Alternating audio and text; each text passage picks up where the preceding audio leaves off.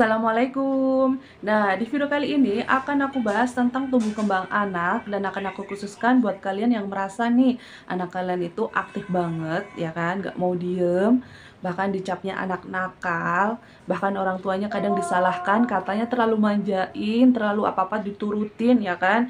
Nah, pokoknya tonton video ini sampai selesai. Jangan lupa like, komen, dan subscribe. Terima kasih. Nah, sebelum aku ngomong panjang lebar, di sini akan aku ingatkan ya, buat siapapun yang habis nonton video ini, dilarang keras untuk mendiagnosa anak kalian sendiri, entah itu ASD, ADD, atau ADHD, pokoknya kalian dilarang keras untuk mendiagnosa anak kalian sendiri. Karena kenapa? Yang berhak mendiagnosa anak kalian itu adalah dokter atau ahlinya. Cuman aku berharap setelah kalian nonton video ini, kalian tahu harus melangkah kemana, harus berbuat apa, ya kan? Itu yang pengen aku sampaikan. Terus yang paling penting di sini, setelah kalian nonton video ini, aku berharap banget kalian bisa menerima sesuatu yang memang sudah digariskan oleh Allah, ya kan? Jadi kalian harus menerima, karena kalau misalkan kalian menerima, berdamai dengan diri sendiri, itu akan lebih nyaman. Kalian melangkah pun akan lebih ringan, ya kan? Cuman buat kalian nih yang merasa saat ini langkahnya itu berat, aku rasa kalian belum bisa menerima sepenuhnya, ya. Dan setelah kalian menonton video ini, aku berharap banget langkah kalian itu akan ringan, akan dipermudah, ya kan. Bahkan hari-hari kalian akan lebih baik. Kalian akan lebih baik dalam mengasuh anak kalian, ya kan. Karena ternyata jadi orang tua itu tantangannya itu banyak banget, ya. Tantangannya itu banyak banget, dan khususnya nih buat kalian yang merasa anak kalian itu aktif banget, hiperaktif, bahkan kalian kayaknya udah yang ngerasa pusing, emosi kalian itu terpancing, bahkan kalian nggak ngerti harus bagaimana, bahkan kalian down banget ketika anak kalian di belakang banyak orang yang ngomongin, atau bahkan sendiri kalian sudah kayak kebingungan harus bagaimana. Nah, di sini ada jawabannya, ya. Mungkin sebagian udah pada tahu, cuman buat yang belum tahu, video ini akan bermanfaat banget untuk kalian, ya. Nah, singkat cerita, Bintang sekarang umurnya udah 4 tahun 10 bulan, ya kan. Dia udah apa namanya, udah aku coba untuk mulai belajar di tempat umum. Bintang itu masuk di TPQ, ya kan, dia ngaji, dan tahun ini dia udah mulai masuk sekolah, ya, TK 0 kecil, cuman dia lebih aku masukkan ke PAUD. Cuman karena umurnya saat ini 4 tahun 10 bulan, dia harus ikutin PAUD atau sekolahnya itu yang TKA, ya, yang artinya dia di TK-nya itu harus 2 tahun. Karena syarat untuk masuk SD itu harus 6 tahun lebih atau 7 tahun.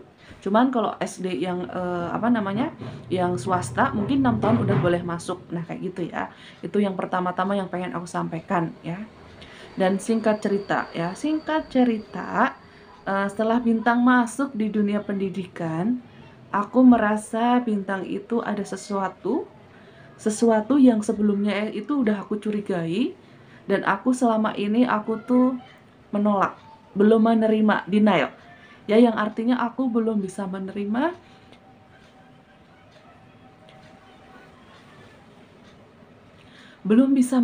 keadaan anakku, ya. Cuman aku disadarkan setelah Bintang masuk dunia pendidikan, ya. Karena kemarin aku udah mulai melihat aktivitas Bintang di tempat apa namanya, ngajinya. Aku ngelihat Bintang itu punya dunia sendiri. Yang lain bisa fokus, Bintang fokusnya itu terganggu, ya. Di sini yang lain misal dia baris, dia sibuk dengan dunianya. Yang lain duduk, dia berdiri, berjalan-jalan, ya. Kayak punya dunia sendiri. Cuman di sini Bintang masih bisa dikendalikan. Misal nih, Bintang ini apa? Dia bisa menyebutkan, bahkan bagian dia mengaji, dia mampu, nilainya juga bagus, ya. Tetap ada yang mengulang, anak biasa pun juga ada yang mengulang, karena di tempat ngajinya Bintang itu pakai metode kiroati, yang artinya ketika dia membaca harus A, nggak boleh A. Ba, harus bacanya tuh kayak gitu, nggak boleh ba, ya. Ya pokoknya ngomongnya tuh harus jelas ya. Nah, Bintang itu mampu ya kan, cuman ada sebagian yang harus mengulang karena Bintang itu ngomongnya agak nggak jelas, agak sedikit nggak jelas, tapi itu tergolong jelas. Nah, kemudian selama 2 minggu Bintang belajar di TPQ itu, aku tuh ngamatin ya. Jadi aku amatin dari hari ke hari, tetap ada perubahan ya. Yang tadinya Bintang di rumah jarang ketemu banyak orang, di situ ketemu banyak orang. Yang tadinya Bintang kadang nggak mau jauh dari ibunya, dia masih udah mulai mau jauh dari ibunya. Jadi orang tuanya itu nggak boleh nungguin di dalam lingkungan sekolah. Itu Bintang udah mampu ya, karena dia nggak yang terus nyariin aku, enggak. Yang kedua, dia nggak yang sering keluar kelas ya kan, dia tetap di dalam kelas. Cuman aku amatin selama 2 minggu itu Bintang itu kayak sibuk dengan dunianya sendiri ya, fokusnya itu terganggu ya kan. Dia kayak sibuk dengan dunianya, kemudian setiap kali gurunya ngomong dia kayak nggak memperhatikan gitu ya. Cuman dia mampu ketika ada tebak-tebakan kartu, pas bagian Bintang, Bintang itu mampu ya. Dan pas bagian dia mengaji ya, giliran dia harus mengaji, dia itu juga mampu.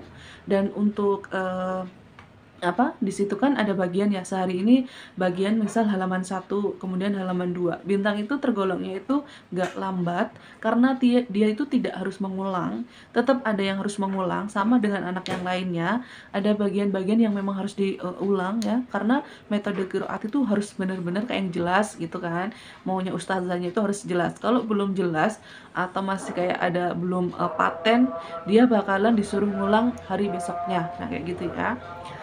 Jujur aja, selama aku ngasuh Bintang selama ini, aku tuh ngalamin yang stresnya luar biasa ya, stresnya luar biasa karena Bintang itu aktif banget, sangat aktif banget ya. Misal nih kita jalan ke mall, itu aku dan suamiku tuh kayak kewalahan ngejagain dia ya. Karena Bintang itu terus berlari, dia mengeksplor, kadang dia melihat komputer, dia pengennya mencet-mencet gitu kan. Kemudian dia kayak seneng loncat-loncat, nah kayak gitu kan. Cuman aku di sini kemarin-kemarin kenapa aku menolak Bintang ada sesuatu, karena aku ngerasa Bintang itu pinter. Bintang itu kalau ngajarin Bintang itu cepet banget ya, nggak perlu waktu lama lah. Misal lagi ngaji ya, kalau ngaji di rumah itu udah nyampe huruf K ya, hijaiyah K gitu kan. Cuman kalau di tempat ngajinya berhubung udah baru 2 minggu, dia baru sekitar halaman 8 atau 9 lah ya, aku belum ngecek lagi. Dan di sini aku tuh ngerasain kayak ada keanehan, si Bintang itu kayak punya dunia sendiri, nggak fokus. Dan dia itu fokusnya itu terbagi ya kan, yang lain duduk manis masih mau mendengarkan, tapi si Bintang itu kayak nggak mau loh, kayak dunianya sendiri sibuk gitu. Dan di kelas itu nggak hanya Bintang, ada sekitar 2 atau 3 orang lah yang mirip-mirip perilakunya itu kayak Bintang. Nah, di sini aku berpikir ya, kalau misalkan aku diem aja, ini tuh nanti bakalnya aku nyesel. Karena ditakutkan ada sesuatu, tapi aku tuh taunya nggak dari awal. Nah, kayak gitu ya. Dan singkat cerita, aku tuh ke dokter anak, kemudian dari dokter anak aku dialihkan ke dokter kayak rehab medik ya. Karena kenapa? Ternyata si Bintang itu di sini ya, si Bintang itu diagnosanya itu ADHD ya. Ketakutan yang aku takutin itu ternyata jadi kenyataan ya. Jadi si Bintang itu diagnosanya itu ADHD ya. Awal-awal aku sulit menerima. Sebelum aku bikin video ini, drama nangis, drama nggak bisa tidur, itu tuh aku alamin ya, karena aku ngerasa stres yang sangat luar biasa, karena aku takut nih anakku, takutnya ada diagnosa apa gitu kan. Aku takut nih si Bintang itu kenapa gitu kan, karena selama ini aku udah curiga, karena si Bintang itu yang pertama dia itu telat bicara ya. Jadi umur 3 tahun setengah baru dia bisa merangkai kata. Saat ini dia umurnya 4 tahun 10 bulan, dia bisa merangkai 5 kata. Yang artinya kalau misalkan dia ngomong 3 tahun setengah, yang artinya kan Bintang tandanya baru bisa ngomong kayak saut-sautan itu belum lama ya. Dan aku tuh kayak baru menyadari setelah dia berada di dunia pendidikan kayak gini. Aku ngerasa Bintang itu beda. Dan aku tuh buat menerimanya itu sangat susah banget ya kan. Kayak apaan sih, enggak gitu kan. Cuman Setelah aku sadar aku harus bergerak ya, makanya aku pergi ke dokter. Kemudian ternyata diagnosanya juga keluar, si Bintang itu diagnosanya ADHD, yang artinya pusat perhatiannya itu terganggu. Makanya dia kalau lagi di kelas dia itu kayak nggak bisa pusat, sayang. Pusat. Yang artinya apa namanya ya, perhatian dia itu terganggu ya, terganggu. Cuman untuk masalah kecerdasan itu nggak masalah, cuman pusat perhatiannya itu terganggu. Dan aku tuh ngerasa kayaknya Bintang itu harus kayak dibawa ke ahlinya, karena aku nggak tahu, aku orang awam, aku harus bagaimana, aku nggak ngerti. Karena selama ini aku rasakan ketika ngasuh Bintang itu aku capek banget, sangat capek ngejagain dia, karena dia terlalu mengeksplor. Misal main ke rumah orang, dia tangannya ngejelitak-jelitak, dia hobinya loncat-loncat, dia masih suka kayak mengeluarkan suara nggak bermakna, bahkan kadang jerit-jerit meskipun nggak intens. Kemudian dia kayak orangnya tuh kayak penasaran gitu loh, ngelihat apa yang dia penasaran dia langsung ambil, dia pegang-pegang. Dia nggak tahu situasi itu ada di rumah orang atau ada di tempat umum, dia nggak bisa apa ya, membedakan ya. Dia tetap mengeksplor dimanapun dia berada. Nah kayak gitu ya, intinya tuh seperti itu. Nah kemudian di sini kalian harus tahu ya, mungkin sebagian orang udah pada tahu ya.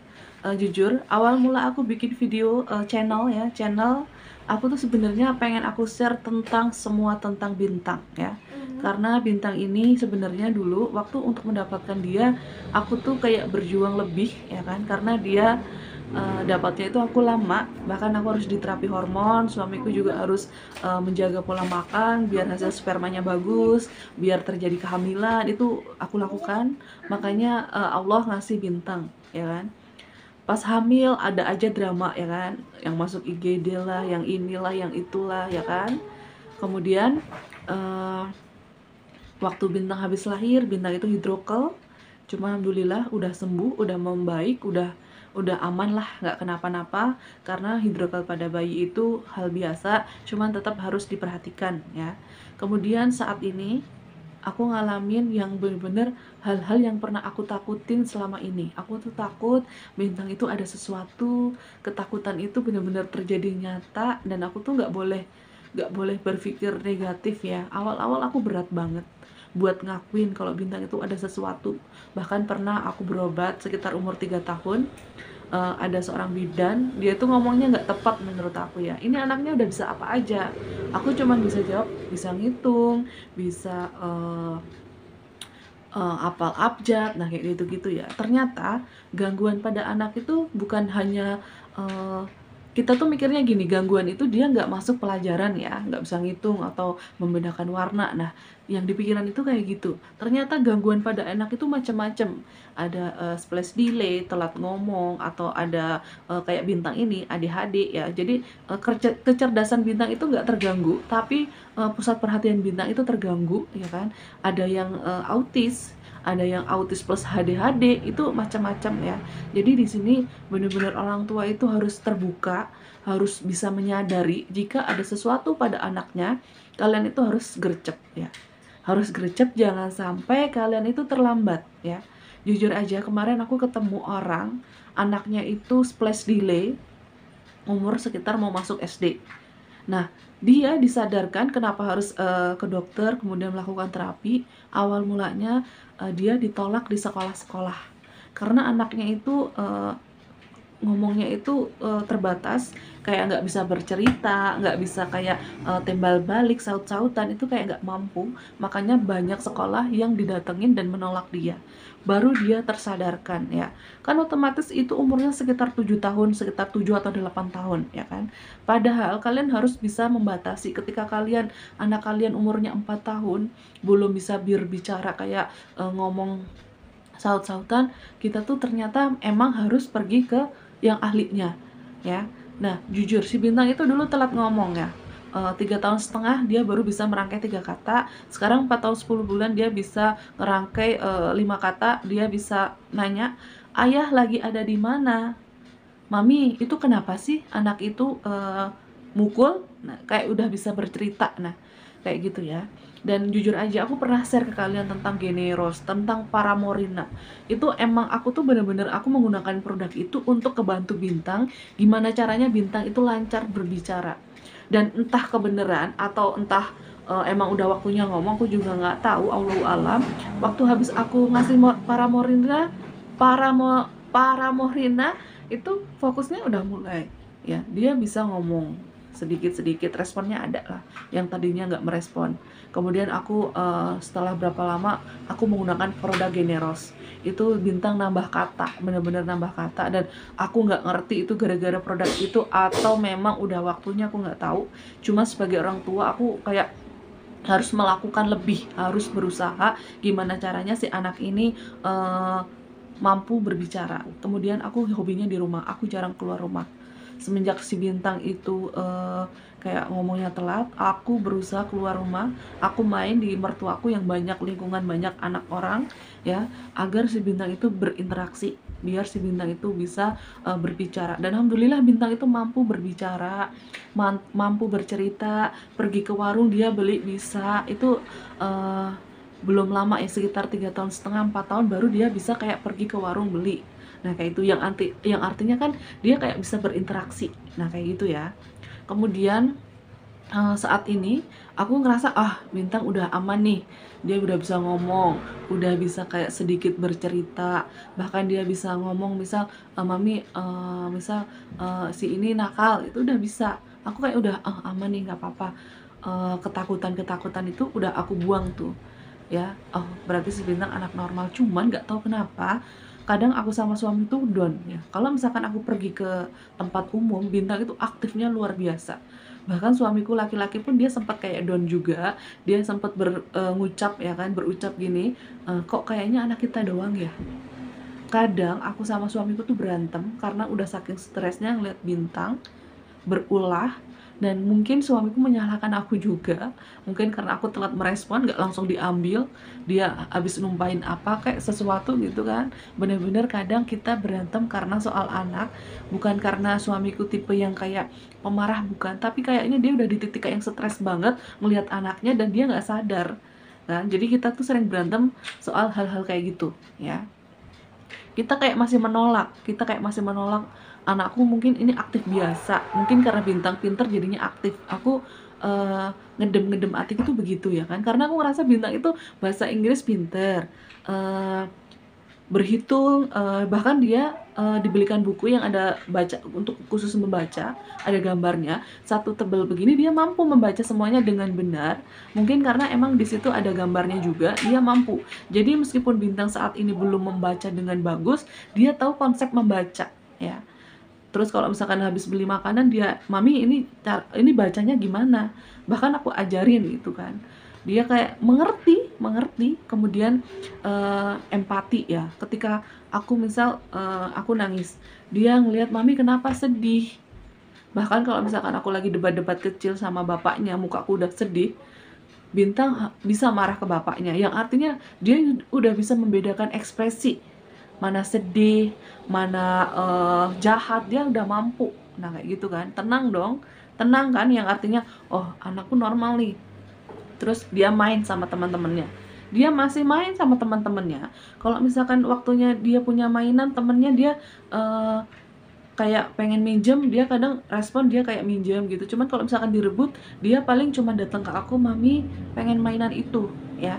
Jadi intinya dia nggak yang kayak nggak tahu nggak tahu respon orang, nggak gitu juga. Dia tetap bisa tahu respon orang, ketika orang itu marah, ketika orang itu senang sama dia tahu.